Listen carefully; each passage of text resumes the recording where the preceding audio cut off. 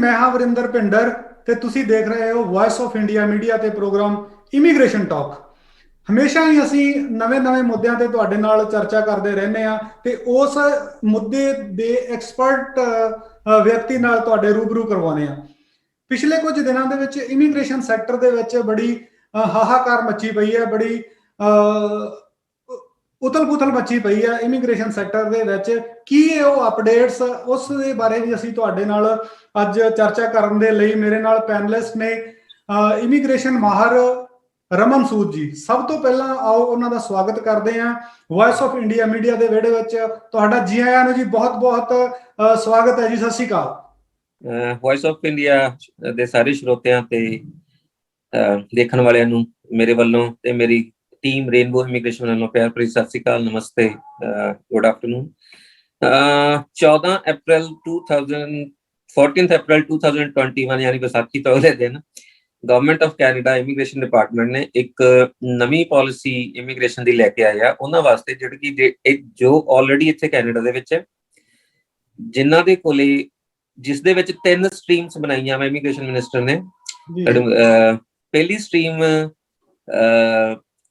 ਇਹਦੇ ਵਿੱਚ ਦੱਸਦੇ ਆ ਕਿ 90,000 ਐਪਲੀਕੇਸ਼ਨਸ ਲੈਣੀਆਂ ਵਾ ਤੇ 90,000 ਐਪਲੀਕੇਸ਼ਨ ਪਰਮਨੈਂਟ ਰੈਜ਼ੀਡੈਂਸ ਦੀਆਂ government of Canada immigration department accept ਕਰੇਗਾ। 3 ਸਟਰੀਮਸ ਲਾਂਚ ਕੀਤੀਆਂ। ਪਹਿਲੀ ਸਟਰੀਮ ਜਿਹੜੀ ਹੈਗੀ ਹੈ ਹੈਲਥ ਵਰਕਰ ਵਾਸਤੇ, ਜਿਨ੍ਹਾਂ ਕੋਲੇ 1 ਸਾਲ ਦਾ ਹੈਲਥ ਫੀਲਡ ਦੇ ਵਿੱਚ ਐਕਸਪੀਰੀਅੰਸ ਹੈਗਾ, 1 ਸਾਲ ਦਾ CLB ਲੈਵਲ 4 ਹੈਗਾ ਤੇ ਉਹ ਆਪਣਾ ਉਹ PR ਐਪਲੀਕੇਸ਼ਨ ਫਾਈਲ ਕਰ ਸਕਦੇ ਆ। 20,000 ਐਪਲੀਕੇਸ਼ਨਾਂ ਰਾਖਵੀਆਂ ਇਸ ਕੈਟੇਗਰੀ ਵਾਸਤੇ ਰੱਖੀਆਂ ਹੋਈਆਂ ਜੀ। ਉਸ ਤੋਂ ਬਾਅਦ ਸੈਕੰਡ ਕੈਟੇਗਰੀ ਆ ਜਾਂਦੀ ਹੈ ਜੀ ਅਦਰ ਐਸੈਂਸ਼ੀਅਲ ਵਰਕਰ, ਜਿਹੜੇ ਕਿ ਫਰੰਟ ਲਾਈਨ ਤੇ ਹੈਗੇ ਆ ਬਟ ਹੈਲਥ ਵਰਕਰ ਨਹੀਂ, ਬਟ ਫਰੰਟ ਲਾਈਨ ਤੇ ਰਹਿ ਕੇ ਕੰਮ ਕੀਤਾ। ਉਹਨਾਂ ਦੀ ਐਗਜ਼ਾਮਪਲ ਜਿਵੇਂ ਸਿਕਿਉਰਿਟੀ ਗਾਰਡ ਹੋ ਗਏ, ਟਰੱਕ ਡਰਾਈਵਰਸ ਹੋ ਗਏ, ਗਰੋਸਰੀ ਸਟੋਰ ਤੇ ਕੰਮ ਕਰਨ ਵਾਲੇ ਬੰਦੇ ਆ, ਈਵਨ ਬੈਂਕਾਂ ਦੇ ਵਿੱਚ ਵੀ ਫਰੰਟ ਲਾਈਨ ਤੇ ਉਹਨਾਂ ਨੇ ਕੰਮ ਕੀਤਾ। ਜਿਹੜੀਆਂ ਵੀ ਐਸੈਂਸ਼ੀਅਲ ਸਰਵਿਸਿਜ਼ ਦੇ ਵਿੱਚ ਜਿਨ੍ਹਾਂ ਨੇ ਆਪਣਾ ਯੋਗਦਾਨ ਪਾਇਆ, 1 ਸਾਲ ਦਾ ਐਕਸਪੀਰੀਅੰਸ ਉਹਨਾਂ ਕੋਲ ਹੈਗਾ, 4 ਬੈਂਡ ਹੈ, ਉਹ ਆਪਣੀ PR ਐਪਲੀਕੇਸ਼ਨ ਸਬਮਿਟ ਕਰ ਸਕਦੇ ਆ। ਤੀਸਰਾ ਤੇ ਸਭ ਤੋਂ ਇੰਪੋਰਟੈਂਟ, ਜਿਹੜੇ ਕੈਨੇਡੀਅਨ ਗ੍ਰੈਜੂਏਟ ਬੱਚੇ ਆ, ਜਿਹੜੇ ਇੱਥੇ ਪੜ੍ਹਾਈ ਪੂਰੀ ਕਰ ਚੁੱਕੇ ਆ ਤੇ ਉਹਨਾਂ ਕੋਲੇ ਵਰਕ ਪਰਮਿਟ ਹੈਗਾ ਤੇ ਉਹ ਕੰਮ ਕਰ ਰਹੇ ਆ ਤੇ ਜਾਂ ਕੰਮ ਕਰਨ ਦੀ ਆਥੋਰਾਈਜੇਸ਼ਨ ਉਹਨਾਂ ਕੋਲ ਹੈਗੀ ਆ ਜੀ। CLB ਲੈਵਲ 5 ਹੈ, ਉਹ ਐਪਲੀਕੇਸ਼ਨ ਆਪਣੀ ਫਾਈਲ ਕਰ ਸਕਦੇ ਆ। 40,000 ਐਪਲੀਕੇਸ਼ਨਾਂ ਰਾਖਵੀਆਂ ਰੱਖੀਆਂ ਉਹਨਾਂ ਲਈ ਜੀ। ਹੁਣ ਬੜੇ ਸਟੂਡੈਂਟਸ ਜਦੋਂ ਕੱਲ ਇਹ ਪ੍ਰੋਗਰਾਮ ਲਾਂਚ ਹੋਇਆ ਤੇ ਇੱਕਦਮ ਅਫਰਾ ਤਫਰੀ ਹੋ ਗਈ, ਇੱਕਦਮ ਸਟੂਡੈਂਟ ਨੂੰ ਪਤਾ ਨਹੀਂ ਲੱਗਿਆ ਕਿ ਕੀ ਕਰੀਏ। ਕਿਸੇ ਕੋਲ ਆਇਲਸ ਨਹੀਂ ਹੈਗਾ, ਕਿਸੇ ਕੋਲ PCs ਨਹੀਂ ਹੈਗੀ, ਕਿਸ ਤਰ੍ਹਾਂ ਲਾਂਚ ਹੋਊਗਾ, ਕਿਸ ਤਰ੍ਹਾਂ ਇਨਟੇਕ ਹੋਊਗਾ ਪ੍ਰੋਸੈਸ। ਬੇਸਿਕਲੀ IRCC ਯਾਨੀ ਇਮੀਗ੍ਰੇਸ਼ਨ ਕੈਨੇਡਾ ਵੱਲੋਂ ਹਾਲੇ ਤੱਕ ਇਹ ਚੀਜ਼ ਪੂਰੀ ਤਰ੍ਹਾਂ ਕਲੀਅਰ ਨਹੀਂ ਹੈ ਕਿ ਐਪਲੀਕੇਸ਼ਨ ਉਹਨਾਂ ਨੇ ਇਨਟੇਕ ਕਿਵੇਂ ਕਰਨੀ ਹੈ। ਉਹ ਹੋ ਸਕਦਾ ਵੀ 15-20 ਮਿੰਟ ਲਈ ਐਪਲੀਕੇਸ਼ਨ ਦੇ ਲਈ ਓਪਨ ਕਰਨ, ਉਹਦੇ ਵਿੱਚ ਫਾਈਲ ਹੋ ਜਾਣ। ਹੋ ਸਕਦਾ ਹੈ ਕਿ ਉਹ ਇੰਟਰਸਟ ਵਾਂਗੂ ਲੈਣ ਵੀ ਐਪਲੀਕੇਸ਼ਨ, ਇੰਟਰਸਟ ਸਬਮਿਟ ਕਰ ਦਿਓ, ਅਸੀਂ ਬਾਅਦ ਵਿੱਚ ਤੁਹਾਨੂੰ ਇਨਵੀਟੇਸ਼ਨਸ ਭੇਜਾਂਗੇ ਜੀ। ਇਸ ਦੇ ਵਿੱਚ ਹਲੇ ਵੀ ਜੱਕੋ ਤੱਕੇ ਦੀ ਸਥਿਤੀ ਬਣੀ ਹੋਈ ਹੈ। ਸ਼ਾਇਦ 1-2 ਦਿਨਾਂ ਤੱਕ ਇਹ ਚੀਜ਼ ਅਪਡੇਟ ਹੋ ਜੂਗੀ, ਕਲੀਅਰਲੀ ਮੈਂਸ਼ਨ ਹੋ ਜੂਗੀ। ਇਹ ਕੋਈ ਤਰੀਕ ਵੀ ਇਹਨਾਂ ਨੇ ਮੈਂਸ਼ਨ ਕੀਤੀ ਹੈ ਜੀ, ਕਦੋਂ ਤੋਂ ਸਟਾਰਟ ਕਰ ਰਹੇ ਆ ਜਾਂ ਕਦੋਂ ਤੋਂ ਇਹਨਾਂ ਦੀ ਲਾਸਟ ਡੈਡਲਾਈਨ ਕਿਹੜੀ ਹੈ? ਇਹ ਮਈ ਫਸਟ ਵੀਕ 6 ਮਈ ਤੋਂ ਐਪਲੀਕੇਸ਼ਨ ਸਟਾਰਟ ਹੋਗੀ ਜੀ, ਨਵੰਬਰ 21 ਤੱਕ ਚੱਲੇਗੀ ਇਹ ਤੇ ਇਹ ਉਦੋਂ ਤੱਕ ਚੱਲੇਗੀ ਜਦੋਂ ਤੱਕ ਐਪਲੀਕੇਸ਼ਨ ਪੂਰੀਆਂ ਨਹੀਂ ਹੁੰਦੀਆਂ ਤੇ ਜਾਂ ਟਾਈਮ ਨਹੀਂ ਪੂਰਾ ਹੁੰਦਾ। ਦੋਵਾਂ ਚੋਂ ਜਿਹੜਾ ਪਹਿਲਾਂ ਹੋ ਗਿਆ ਉਹ ਉਦੋਂ ਤੱਕ ਚੱਲੇਗੀ। ਤੇ ਸਟੂਡੈਂਟਸ ਨੂੰ ਮੈਂ ਇੱਥੇ ਇਹੀ ਬੱਚਿਆਂ ਨੂੰ, ਜਿਹੜੇ ਕੈਨੇਡੀਅਨ ਗ੍ਰੈਜੂਏਟਸ ਉਹਨਾਂ ਨੂੰ ਇਹ ਸਲਾਹ ਦੇਵਾਂਗਾ ਕਿ ਤੁਸੀਂ ਆਪਣਾ ਆਇਲਸ ਜਲਦੀ ਤੋਂ ਜਲਦੀ ਕਰ ਲਓ। ਜੇ ਕੋਈ ਤੁਸੀਂ ਇਸ ਕੈਟੇਗਰੀ ਦੇ ਵਿੱਚ ਨਹੀਂ ਵੀ ਆ ਪਾਏ ਤੇ ਜਿਸ ਹਿਸਾਬ ਨਾਲ ਗਵਰਨਮੈਂਟ ਦਾ ਇੰਟਰਸਟ ਹੈ ਇਸ ਚੀਜ਼ ਦੇ ਵਿੱਚ ਕਿ ਜਿਹੜੇ ਇੱਥੇ ਸਟੂਡੈਂਟਸ ਜਾਂ ਇਨ ਕੈਨੇਡਾ ਵਰਕਰ ਹੈ, ਟੈਂਪਰੇਰੀ ਫੋਰਨ ਵਰਕਰ ਹੈ, ਉਹ ਉਹਨਾਂ ਨੂੰ PR ਦੇਣ ਦਾ ਰੁਝਾਨ ਹੈ। ਜਿਸ ਤਰ੍ਹਾਂ ਅੱਗੇ ਵੀ ਆਉਣ ਵਾਲੇ ਸਮੇਂ 'ਚ ਨਵੀਆਂ ਸਕੀਮਾਂ ਲਾਂਚ ਹੁੰਦੀਆਂ ਰਹਿਣਗੀਆਂ ਤੇ ਬੈਟਰ ਹੈ ਵੀ ਤੁਹਾਡੇ ਕੋਲੇ ਡਾਕੂਮੈਂਟਸ ਪੂਰੇ ਹੋਣ, ਤੁਹਾਡੀ ਐਲੀਜੀਬਿਲਟੀ ਪੂਰੀ ਹੋਵੇ, ਤੁਹਾਡੇ ਕੋਲ ਪੁਲਿਸ ਕਲੀਅਰੈਂਸ ਹੱਥ ਦੇ ਵਿੱਚ ਹੋਵੇ, ਤੁਹਾਡੇ ਕੋਲ ਆਇਲਸ ਹੋਵੇ, ਆਪਣਾ ਤੁਹਾਡੇ ਕੋਲ ਵਰਕ ਪਰਮਿਟ ਵੈਲਿਡ ਹੋਵੇ, ਤੁਹਾਡੇ ਤੋਂ ਕੋਈ ਕ੍ਰਿਮੀਨਲ ਰੈਕਡ, ਤੁਹਾਡਾ ਕ੍ਰਿਮੀਨਲ ਰੈਕਡ ਨਾ ਹੋਵੇ, ਕੋਈ ਤੁਹਾਨੂੰ ਮੈਡੀਕਲੀ ਕੋਈ ਪ੍ਰੋਬਲਮ ਨਾ ਹੋਵੇ। ਇਹ 3-4 ਬੇਸਿਕ ਚੀਜ਼ਾਂ ਤੁਸੀਂ ਧਿਆਨ ਨਾਲ ਇਹ ਲੈ ਕੇ ਚੱਲਣੀਆਂ, ਧਿਆਨ ਰੱਖੇ ਤੇ ਨਿਰਾਸ਼ ਨਾ ਹੋਇਓ ਜੇ ਇੱਧਰ ਨਹੀਂ ਆਈ। ਅੱਗੇ ਵੀ ਪ੍ਰੋਗਰਾਮ ਲਾਂਚ ਹੁੰਦੇ ਰਹਿਣੇ ਆ। ਗਵਰਨਮੈਂਟ ਦੀਆਂ ਇੰਟੈਂਸ਼ਨਸ ਕਲੀਅਰ ਹੈ, ਕਿ ਜਿਵੇਂ ਪਹਿਲਾਂ ਵੀ ਦੱਸਿਆ ਗਿਆ ਸੀ ਕਿ ਵੀ 4 ਲੱਖ ਪਰਮਨੈਂਟ ਰੈਜ਼ੀਡੈਂਸ ਐਪਲੀਕੇਸ਼ਨ ਬੰਦੇ ਪੱਕੇ ਕਰਨੀ ਹੈ, 4 ਲੱਖ ਪੀਆਰ ਦੇਣੀ ਹੈ। ਗਵਰਨਮੈਂਟ ਦੀ ਇੰਟੈਂਸ਼ਨ ਇਹਦੇ ਵਿੱਚ ਕਲੀਅਰ ਹੈ, ਉਹ ਆਪਣੇ ਕੰਮ ਵੱਲ ਵਧ ਰਿਹਾ। ਅੱਗੇ ਤੋਂ ਅੱਗੇ ਨਵੀਆਂ ਸਕੀਮਸ ਲਾਂਚ ਹੁੰਦੀਆਂ ਰਹਿਣਗੀਆਂ ਤੇ ਇਹਦਾ ਬੈਨੀਫਿਟ, ਇਹਦਾ ਫਾਇਦਾ ਕੈਨੇਡੀਅਨ ਇਕਨੋਮੀ ਤੇ ਕੈਨੇਡੀਅਨ ਲੋਕਾਂ ਨੂੰ, ਕੈਨੇਡੀਅਨ EMPLOYERS ਨੂੰ ਬਹੁਤ ਵਧੀਆ ਢੰਗ ਨਾਲ ਮਿਲੇਗਾ। ਸੂਦ ਸਾਹਿਬ ਸਾਨੂੰ ਦੱਸਿਓ ਕਿ ਜਿਹੜੀ ਇਹ ਪਾਲਿਸੀ ਅਨਾਉਂਸ ਕੀਤੀ ਗਈ ਹੈ, ਇਹਦੇ ਵਿੱਚ ਆਊਟ ਆਫ ਕੈਨੇਡਾ ਵਾਲੇ ਵੀ ਕੋਈ ਕੈਂਡੀਡੇਟ ਆ ਜਿਹੜੇ ਫਾਲ ਕਰਨਗੇ, ਜਾਂ ਕੀ ਇਹ ਜਿਹੜੀ ਇਹ ਪਾਲਿਸੀ ਹੈਗੀ ਆ ਇਹ ਡਰਾ ਸਿਸਟਮ ਦੇ ਵਿੱਚ ਨਿਕਲੂਗੀ ਕਿ ਕਿੱਦਾਂ ਦਾ ਪ੍ਰੋਸੀਜਰ ਕੀ ਹੈ ਇਹਦਾ? ਆਊਟ ਆਫ ਕੈਨੇਡਾ ਨਹੀਂ ਹੈਗਾ ਇਹਦੇ ਵਿੱਚ, ਆਊਟ ਆਫ ਕੈਨੇਡਾ ਵਾਲੇ ਨਹੀਂ ਕਰ ਸਕਦੇ ਜੀ, ਕਿਉਂਕਿ ਤੁਹਾਡੇ ਕੋਲ ਵਰਕ ਪਰਮਿਟ ਜਿਵੇਂ ਦੱਸਿਆ ਵੀ ਹੋਣਾ ਚਾਹੀਦਾ। ਤੇ ਆਬਵੀਅਸਲੀ ਹਾਂ, ਜੇ ਕੋਈ ਵਿਜ਼ਿਟ ਕਰ ਰਿਹਾ ਉੱਥੇ, ਕੁਝ ਆਪਦੇ ਫੈਮਿਲੀ ਨੂੰ ਮਿਲਣ ਗਿਆ, ਘੁੰਮਣ ਗਿਆ, ਉਹਨੇ ਵਾਪਸ ਆਉਣਾ, ਉਹ ਇੱਕ ਅਲੱਗ ਕਹਾਣੀ ਹੈ ਜੀ। ਉਸ ਕੇਸ ਦੇ ਵਿੱਚ ਤੁਸੀਂ ਆ ਕੇ ਕਰ ਸਕਦੇ ਹੋ, ਪਰ ਜੇ ਤੁਸੀਂ ਚਲੇ ਗਏ ਹੋ ਆਊਟ ਆਫ ਕੈਨੇਡਾ, ਉਹਨਾਂ ਲਈ ਨਹੀਂ ਪਾਲਿਸੀ ਹੈਗੀ। ਮੈਂ ਤੁਹਾਨੂੰ ਇਹ ਦੱਸਦਾ, ਮੇਰੇ ਪਰਸਨਲ ਓਪੀਨੀਅਨ ਹੈ ਇਹ ਚੀਜ਼। ਮੈਂ ਵੀ ਆਊਟ ਆਫ ਕੈਨੇਡਾ ਲਈ ਹਲੇ ਗਵਰਨਮੈਂਟ ਆਫ ਕੈਨੇਡਾ ਥੋੜਾ ਰੁਕੂਗੀ, ਕਿਉਂਕਿ ਇਨਸਾਈਡ ਸਟੂਡੈਂਟ, ਇਨਸਾਈਡ ਵਰਕਰ ਇੱਥੇ ਜਿਹੜੇ ਇੱਥੇ ਜਿਨ੍ਹਾਂ ਕੋਲ ਕੈਨੇਡੀਅਨ ਐਕਸਪੀਰੀਅੰਸ ਆਲਰੇਡੀ ਹੈਗਾ ਜਾਂ ਕੈਨੇਡੀਅਨ ਪੜ੍ਹਾਈ ਆ, ਉਹਨਾਂ ਦੀ ਪ੍ਰਾਇੋਰਟੀ ਰਹੇਗੀ ਆਉਣ ਵਾਲੇ 1 ਸਾਲ 1.5 ਸਾਲ ਦੇ ਵਿੱਚ। ਕਿਉਂਕਿ ਕੋਵਿਡ ਤੋਂ ਜੇ ਤੁਸੀਂ ਆਪਣੀ ਇਕਨੋਮੀ ਕੈਨੇਡਾ ਨੇ ਕੱਢਣੀ ਆ ਉਸ ਪ੍ਰੋਬਲਮ ਚ ਜਿਹਦੇ ਕਰਕੇ ਇੰਨੀ ਅਪਸੈਟ ਹੋਇਆ ਕੰਮ, ਤੇ ਜਿਹੜੇ ਆਲਰੇਡੀ ਇੱਥੇ ਹੈਗੇ ਆ ਵਰਕਰਸ, ਸਟੂਡੈਂਟਸ, ਜਿਹੜੇ ਰਾਈਟ ਵੇ ਅਵੇਲੇਬਲ ਹੈ ਇਕਨੋਮੀ ਲਈ, ਇਹ ਉਹਨਾਂ ਲਈ ਪ੍ਰਾਇੋਰਟਾਈਜ਼ ਰਹੂਗਾ। ਕਿਉਂਕਿ ਜੇ ਤੁਸੀਂ ਓਵਰਸੀਜ਼ ਤੋਂ ਮੰਗਾਉਣ ਵਾਸਤੇ ਉਹਨਾਂ ਨੂੰ ਆਪਣੀ ਐਜੂਕੇਸ਼ਨ ਅਪਗ੍ਰੇਡ ਕਰਾਉਣੀ ਪੈਂਦੀ ਹੈ, ਫਿਰ ਓਵਰਸੀਜ਼ ਦਾ ਐਕਸਪੀਰੀਅੰਸ ਇੱਥੇ ਕੰਮ ਕਰਨ ਦਾ ਡਿਫਰੈਂਟ ਹੁੰਦਾ ਜੀ। ਇਹ ਰੀਜ਼ਨ ਹੈਗਾ ਵੀ ਕਿ ਇਨਸਾਈਡ ਕੈਨੇਡਾ ਜਿਹੜੀ ਸਟਰੀਮ ਹੈਗੀ ਆ, ਇਹ ਥੋੜਾ ਜਿਹਾ ਲੰਬਾ ਚੱਲੇਗੀ ਜੀ। ਇਹਦੇ ਵਿੱਚ ਸੂਦ ਸਾਹਿਬ ਕੋਈ ਸਟੂਡੈਂਟਾਂ ਦੇ ਲਈ ਟਾਈਮ ਵੀ ਰੱਖਿਆ ਹੋਇਆ ਕਿ 16 ਵਾਲੇ ਹੀ ਪਾਸ ਕਰ ਰਹੇ, 16 ਤੋਂ ਪਹਿਲਾਂ ਜਾਂ 17 ਤੋਂ ਪਹਿਲਾਂ? ਜੇ ਕੋਈ ਇਦਾਂ ਦੀ ਟਾਈਮ ਆ ਤਾਂ ਉਦੋਂ ਪਹਿਲਾਂ ਵਾਲੇ ਸਟੂਡੈਂਟ ਕੀ ਕਰਨਗੇ? 2017 ਤੋਂ ਬਾਅਦ ਵਿੱਚ ਜਾਂ 2017 ਜਾਂ 2017 ਬਾਅਦ ਵਿੱਚ ਤੁਸੀਂ ਗ੍ਰੈਜੂਏਟ ਹੋਏ ਹੋਵੋ ਜੀ, ਜੇ ਉਸ ਤੋਂ ਪਹਿਲਾਂ ਗ੍ਰੈਜੂਏਟ ਹੋਏ, ਉਹਨਾਂ ਲਈ ਨਹੀਂ ਹੈਗੀ। ਤੇ ਫਿਰ ਸੂਦ ਸਾਹਿਬ ਉਹ ਬੱਚੇ ਆ ਜਿਹੜੇ ਉਹ ਤਾਂ ਨਿਰਾਸ਼ਾ ਦੇ ਆਲਮ ਦੇ ਵਿੱਚ ਜਾ ਸਕਦੇ ਆ, ਕਿਉਂਕਿ ਜਿਹੜੇ ਮੰਨ ਲਓ ਸਪੋਜ਼ ਕਰੋ ਪਹਿਲਾਂ ਵਾਲੇ ਬਹੁਤ ਅਜਿਹੇ ਸਟੂਡੈਂਟ ਇੱਥੇ ਕੈਨੇਡਾ ਦੇ ਵਿੱਚ ਰਹਿ ਰਹੇ ਨੇ ਜਿਨ੍ਹਾਂ ਨੇ 17 ਤੋਂ ਪਹਿਲਾਂ ਦੀ ਸਟੱਡੀ ਆਪਣੀ ਗ੍ਰੈਜੂਏਟ ਕੰਪਲੀਟ ਕੀਤੀ ਹੋਈ ਆ, ਤੇ ਫਿਰ ਉਹ ਪੁੱਛ ਰਹੇ ਆ ਸਾਡੇ ਜਿਹੜੇ ਸਰੋਤੇ ਹੈਗੇ ਆ, ਉਹ ਬੱਚੇ ਕੀ ਕਰਨਗੇ? ਕਿਉਂਕਿ 17 ਤੋਂ ਬਾਅਦ ਵਾਲੇ ਤਾਂ ਚਲੋ ਮੰਨ ਲਓ ਇਸ ਪ੍ਰੋਗਰਾਮ ਦੇ ਵਿੱਚ ਫਾਲ ਕਰਦੇ ਆ, ਤੇ ਉਸ ਤੋਂ ਪਹਿਲਾਂ ਵਾਲੇ ਦੇਖੋ, ਜੇ ਤੁਸੀਂ 16 ਚ ਗ੍ਰੈਜੂਏਟ ਹੋਏ ਹੋ ਜੀ, ਤੇ ਤੁਹਾਡੇ ਕੋਲ 3 ਸਾਲ ਦਾ ਵਰਕ ਪਰਮਿਟ ਹੋਣਾ 16 ਤੋਂ ਲੈ ਕੇ 19 ਤੱਕ, ਜਿਹੜਾ ਕਿ ਆਲਰੇਡੀ ਐਕਸਪਾਇਰ ਹੋ ਚੁੱਕਾ ਹੈ ਜੀ। ਜੇ ਤੁਸੀਂ ਉਸ ਪੀਰੀਅਡ ਦੇ ਵਿੱਚ ਪੀਆਰ ਨਹੀਂ ਲਈ ਹੋਈ ਜਾਂ ਨਹੀਂ ਲੈ ਸਕੇ, ਤੇ ਜਾਂ ਤਾਂ ਤੁਸੀਂ ਸਟੱਡੀ ਪਰਮਿਟ ਲਿਆ ਹੋਊਗਾ ਇੱਥੇ ਰੁਕਣ ਵਾਸਤੇ, ਜਾਂ ਤੁਸੀਂ ਕੰਮ ਕਰ ਰਹੇ ਹੋਵੋਗੇ ਕਿਤੇ LMIA ਲੈ ਕੇ ਜਾਂ ਵਰਕ ਪਰਮਿਟ, ਕਿਉਂਕਿ ਤੁਹਾਡਾ ਇਨੀਸ਼ੀਅਲ ਵਰਕ ਪਰਮਿਟ ਤਾਂ ਖਤਮ ਹੋ ਚੁੱਕਾ ਉਸ ਹਿਸਾਬ ਨਾਲ ਜੀ। ਤੇ ਉਸੇ ਤਰ੍ਹਾਂ ਹੀ ਜੇ ਕਿਸੇ ਨੇ LMIA ਲੈ ਕੇ ਵਰਕ ਪਰਮਿਟ ਲਿਆ ਹੋਇਆ, ਜਾਂ ਕੋਈ ਗ੍ਰੈਜੂਏਟ ਹੋ ਗਿਆ, ਦੁਬਾਰਾ ਉਹਨੇ ਪੜ੍ਹਾਈ ਕੀਤੀ ਆ, ਉਹਦੇ ਲਈ ਦੁਬਾਰਾ ਪੜ੍ਹਾਈ ਕਰਕੇ ਉਹਦੇ ਗ੍ਰੈਜੂਏਟ ਹੋਇਆ, ਜਾਂ ਉਸ ਤੋਂ ਬਾਅਦ ਗ੍ਰੈਜੂਏਟ ਹੋ ਕੇ ਉਹਦੇ ਕੋਲ ਵਰਕ ਪਰਮਿਟ ਹੈ, ਕਿਉਂਕਿ ਪੋਸਟ ਗ੍ਰੈਡ ਤਾਂ ਇੱਕ ਵਾਰੀ ਮਿਲਦਾ ਲਾਈਫ ਦੇ ਵਿੱਚ।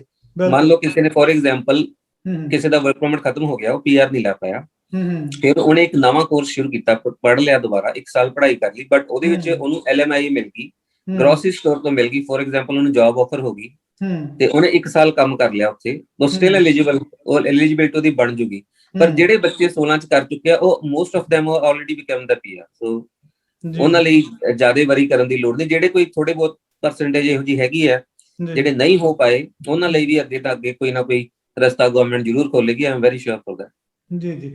ਇਹ ਜਿਹੜੇ ਬੱਚੇ ਇਹਨਾਂ ਦੇ ਵਿੱਚ ਫਾਲ ਕਰਦੇ ਆ, ਉਹਨਾਂ ਦੀਆਂ ਮੋਟੀਆਂ-ਮੋਟੀਆਂ ਰਿਕੁਆਇਰਮੈਂਟਸ ਜਿਹੜੀਆਂ ਉਹ ਦੱਸ ਦਿਓ, ਤਾਂ ਕਿ ਉਹ ਬੱਚੇ ਤੁਹਾਡੇ ਤੱਕ ਕੰਟੈਕਟ ਵੀ ਕਰ ਸਕਣ, ਜਾਂ ਉਹ ਬੱਚਿਆਂ ਨੂੰ ਤੁਸੀਂ ਰਫਲੀ ਜਿਹਾ ਦੱਸ ਦਿਓ ਵੀ ਆਹ ਡਾਕੂਮੈਂਟ ਉਹਨਾਂ ਦੇ ਕੰਪਲੀਟ ਹੋਣੇ ਚਾਹੀਦੇ ਆ।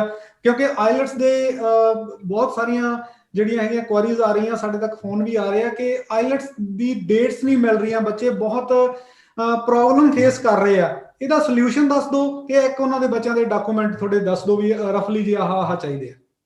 ਦੇਖੋ, ਬੇਸਿਕ ਡਾਕੂਮੈਂਟਸ ਤਾਂ ਤੁਹਾਡੇ ਪੁਲਿਸ ਕਲੀਅਰੈਂਸ ਹੋ ਗਈ, ਤੁਹਾਡਾ ਆਇਲਸ ਦਾ ਸਕੋਰ ਹੋ ਗਿਆ, ਤੁਹਾਡੇ ਕੋਲ ਪਾਸਪੋਰਟ ਹੈ, ਤੁਹਾਡਾ ਵਰਕ ਪਰਮਿਟ ਹੈ, ਤੁਹਾਡੀ ਗ੍ਰੈਜੂਏਸ਼ਨ ਸਰਟੀਫਿਕੇਟ ਹੈ, ਕੰਪਲੀਸ਼ਨ ਸਰਟੀਫਿਕੇਟ ਹੈ ਤੁਹਾਡੀ ਪੜ੍ਹਾਈ ਦੀ। ਇਹ ਬੇਸਿਕ ਡਾਕੂਮੈਂਟਸ ਤੁਹਾਡੇ ਕੋਲੇ ਹੁੰਦੇ ਹੀ ਆ, ਕੋਈ ਐਡੀ ਗੱਲ ਨਹੀਂ। ਪਰ ਜੇ ਜਿੱਥੇ ਤੱਕ ਡੇਟ ਨਾ ਮਿਲਣ ਦਾ ਸਵਾਲ ਹੈਗਾ, ਕਿਉਂਕਿ ਇੱਕੋ ਦਮ ਰਸ਼ ਪੈ ਗਿਆ ਵੈਬਸਾਈਟਸ ਤੇ, ਬੁਕਿੰਗ ਵੈਬਸਾਈਟ ਤੇ, ਉਹ ਇੱਕ ਅੱਧੇ ਦਿਨ ਤੱਕ ਥੋੜਾ ਬਹੁਤ ਸੌਰਟ ਆਊਟ ਹੋ ਜਾਣਗੀਆਂ, ਚੀਜ਼ਾਂ ਠੀਕ ਹੋਣੀਆਂ ਸ਼ੁਰੂ ਹੋ ਜਾਣਗੀਆਂ, ਕਿਉਂਕਿ ਜਦੋਂ ਇੱਕੋਦਮ ਪ੍ਰੈਸ਼ਰ ਪੈਂਦਾ ਕਿਸੇ ਚੀਜ਼ ਤੇ ਉਹ ਨਾਰਮਲੀ ਕ੍ਰੈਸ਼ ਕਰ ਜਾਂਦੀਆਂ ਵੈਬਸਾਈਟ। ਜੀ ਜੀ। ਤੇ ਹਲੇ ਇਹ ਵੀ ਨਹੀਂ ਪਤਾ, ਹੋ ਸਕਦਾ ਕਿ ਜੇ ਐਪਲੀਕੇਸ਼ਨ ਸਿਰਫ ਇੰਟਰਸਟ ਹੀ ਲੈਣਾ ਗਵਰਨਮੈਂਟ ਨੇ, ਤੇ ਉਹਦੇ ਲਈ ਤੁਹਾਨੂੰ ਜਦੋਂ ਟਾਈਮ ਵੀ ਮਿਲ ਸਕਦਾ ਆਈਲੈਟਸ ਪ੍ਰੋਵਾਈਡ ਕਰਨ ਦਾ, ਡਾਕੂਮੈਂਟ ਫਰਦਰ ਡਾਕੂਮੈਂਟਸ ਅਪਲੋਡ ਕਰਨ ਦਾ ਟਾਈਮ ਦੇ ਸਕਦੀ ਗਵਰਨਮੈਂਟ।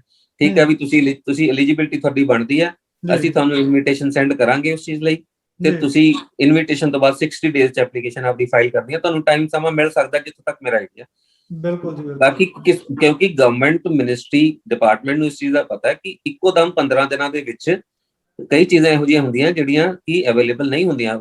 ਮੈਂ ਬਹੁਤ ਸ਼ੋਰ ਹਾਂ ਇਸ ਚੀਜ਼ ਵਾਸਤੇ ਕਿ ਉਹ ਚੀਜ਼ਾਂ ਨੂੰ ਧਿਆਨ ਚ ਰੱਖਿਆ ਜਾਏਗਾ ਤੇ ਬੱਚਿਆਂ ਨੂੰ ਪ੍ਰੋਪਰ ਟਾਈਮ ਮਿਲੂਗਾ। ਇਸ ਕਰਕੇ ਉਹ ਜ਼ਿਆਦਾ ਮਤਲਬ ਵਰੀ ਨਾ ਹੋਣ। ਜੇ ਇਨ ਕੇਸ ਮੇਰੀ ਓਪੀਨੀਅਨ ਗਲਤ ਵੀ ਹੋ ਸਕਦੀ ਹੈ, ਟਾਈਮ ਨਾ ਦੇਵੇ ਤੁਹਾਨੂੰ ਗਵਰਨਮੈਂਟ, ਤਾਂ ਵੀ ਤੁਹਾਡੇ ਲਈ ਕੋਈ ਨਾ ਕੋਈ ਨੈਕਸਟ ਪ੍ਰੋਗਰਾਮ ਵੇਟ ਕਰ ਰਿਹਾ, ਕੋਈ ਨਾ ਕੋਈ ਲਾਂਚ ਹੋ ਜਾਏਗਾ। ਜੀ ਸੂਦ ਸਾਹਿਬ, ਕਈ ਵਾਰ ਜਿੱਦਾਂ ਦੀ ਜਦੋਂ ਵੀ ਇਹੋ ਜਿਹੀਆਂ ਕੋਈ ਪਾਲਿਸੀਜ਼ ਆਉਂਦੀਆਂ ਜਾਂ ਸਕੀਮਾਂ ਗਵਰਨਮੈਂਟ ਲਾਂਚ ਕਰਦੀ ਆ, ਤਾਂ ਉਹਦੀਆਂ ਅਫਵਾਹਾਂ ਵੀ ਬਹੁਤ ਜਿਹੜੀਆਂ ਉਹ ਬਾਜ਼ਾਰ ਦੇ ਵਿੱਚ, ਮਾਰਕੀਟ ਦੇ ਵਿੱਚ ਆਉਣੀਆਂ ਸ਼ੁਰੂ ਹੋ ਜਾਂਦੀਆਂ। ਬੱਚਿਆਂ ਨੂੰ ਇਹਨਾਂ ਅਫਵਾਹਾਂ ਤੋਂ ਬਚਣ ਦੇ ਲਈ ਕੀ ਤੁਸੀਂ ਸੁਝਾਅ ਦਿੰਦੇ ਆ ਕਿ ਇੱਕ ਰੈਗੂਲੇਟਰੀ ਜਿਹੜਾ ਬੋਡੀ ਹੈਗੀ ਆ, ਉਹਦੇ ਤੋਂ ਹੀ ਉਹਨਾਂ ਦੀ ਜਾਣਕਾਰੀ ਲਈ ਜਾਵੇ, ਜਾਂ ਕੋਈ ਵੈਬਸਾਈਟ ਆ ਅਜਿਹੀ, ਜਾਂ ਕਿ ਮਤਲਬ ਇਸ ਤੋਂ ਇਹਨਾਂ ਚੀਜ਼ਾਂ ਤੋਂ ਬਚਣ ਲਈ ਬੱਚੇ ਨੂੰ ਕੀ ਕਰਨਾ ਚਾਹੀਦਾ? ਦੇਖੋ, ਸੋਸ਼ਲ ਮੀਡੀਆ ਤੇ ਅੱਜ ਕੱਲ ਇੰਨੇ ਕੁ ਪੇਜ ਹੈਗੇ ਆ, ਇੰਨੇ ਕੁ ਇਨਫੋਰਮੇਸ਼ਨ ਘੁੰਮਦੀ ਹੈ, ਸਾਰੀਆਂ ਗਲਤ ਨਹੀਂ ਹੁੰਦੀਆਂ, ਸਾਰੀਆਂ ਸਹੀ ਵੀ ਨਹੀਂ ਹੁੰਦੀਆਂ, ਸਾਰੀਆਂ ਪੂਰੀਆਂ ਨਹੀਂ ਹੁੰਦੀਆਂ, ਸਾਰੀਆਂ ਅਧੂਰੀਆਂ ਨਹੀਂ ਹੁੰਦੀਆਂ।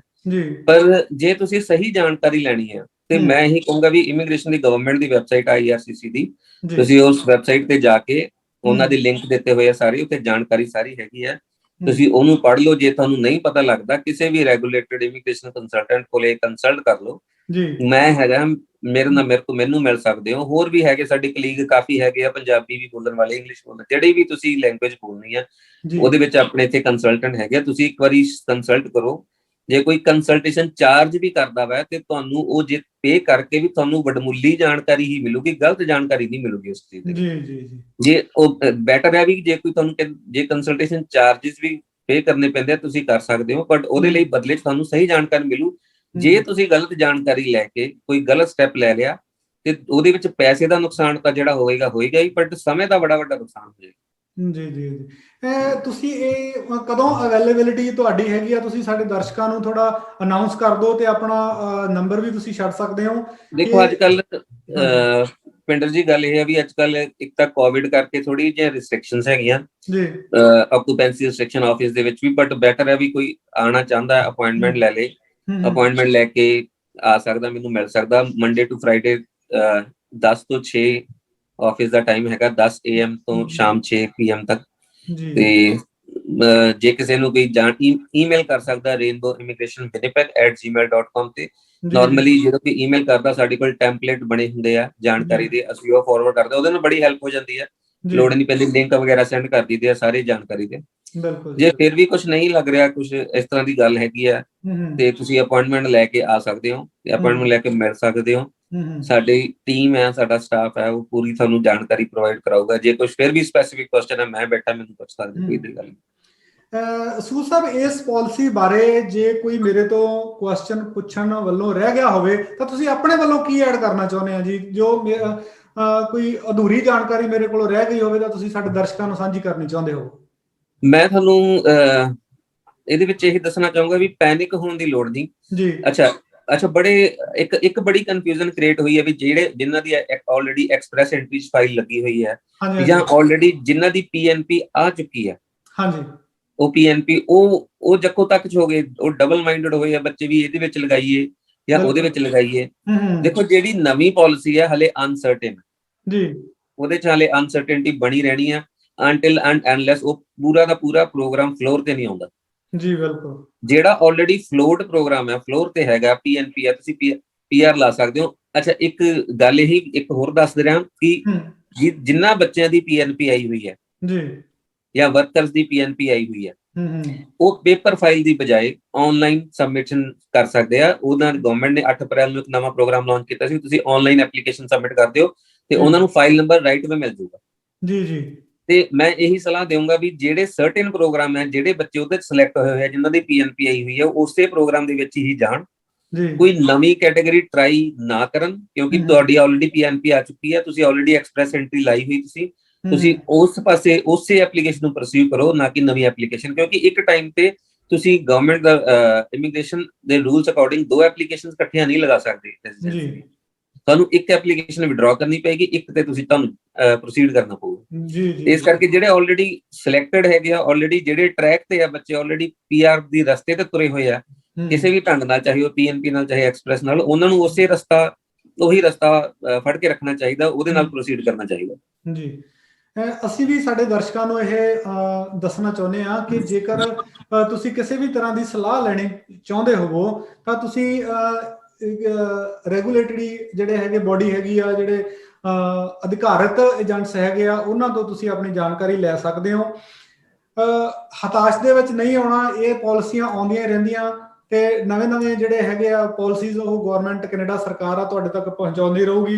ਸੂਦ ਸਾਹਿਬ ਤੁਹਾਡਾ ਬਹੁਤ ਸ਼ੁਕਰੀਆ ਜੀ, ਤੁਸੀਂ ਆਪਣੇ ਕੀਮਤੀ ਸਮੇਂ ਦੇ ਵਿੱਚੋਂ ਸਾਡੇ ਦਰਸ਼ਕਾਂ ਨੂੰ ਨਵੀਂ ਪਾਲਿਸੀ ਬਾਰੇ ਜਾਣਕਾਰੀਆਂ ਦਿੱਤੀਆਂ। ਤੁਹਾਡਾ ਬਹੁਤ ਧੰਨਵਾਦ ਜੀ, ਬਹੁਤ ਸ਼ੁਕਰੀਆ। ਮੈਂ ਸ਼ੁਕਰਗੁਜ਼ਾਰ ਹਾਂ ਜੀ। ਸ਼ਾਇਦ ਆਹ ਵੀਡੀਓ ਦੇਖ ਕੇ ਕਾਫੀ ਲੋਕਾਂ ਨੂੰ ਜਾਣਕਾਰੀ ਮਿਲੂਗੀ ਤੇ ਆਬਵੀਅਸਲੀ ਜਿਹੜੇ ਸਾਨੂੰ ਲਗਾਤਾਰ ਸਵੇਰ ਤੋਂ ਲੈ ਕੇ ਸ਼ਾਮ ਤੱਕ ਫੋਨ ਆ ਰਹੇ ਆ, ਉਹ ਉਹਨਾਂ ਲਈ ਹੀ ਜਾਣਕਾਰੀ ਇਹ ਅਸੀਂ ਦੇ ਸਕਦੇ, ਉਹਨਾਂ ਨੂੰ ਐਜ਼ ਇਟ ਇਜ਼ ਤੁਹਾਡੇ ਵੀਡੀਓ ਦਾ ਲਿੰਕ ਸੈਂਡ ਕਰ ਸਕਦੇ ਆ ਤੇ ਕਾਫੀ ਹੱਦ ਤੱਕ ਉਹਨਾਂ ਨੂੰ ਜਾਣਕਾਰੀ ਮਿਲ ਸਕਦੀ ਹੈ ਤੇ ਉਹਨਾਂ ਦਾ ਵੀ ਜਿਹੜੇ ਵਹਿਮ ਜਾਂ ਸ਼ੱਕ ਜਾਂ ਕੁਐਸਚਨ ਆ ਉਹਨਾਂ ਦਾ ਆਨਸਰ ਮਿਲ ਸਕਦਾ ਹੈ। I am very thankful to you. ਬਹੁਤ ਸ਼ੁਕਰੀਆ। ਥੈਂਕ ਯੂ ਜੀ, ਬਹੁਤ ਸ਼ੁਕਰੀਆ ਜੀ, ਧੰਨਵਾਦ।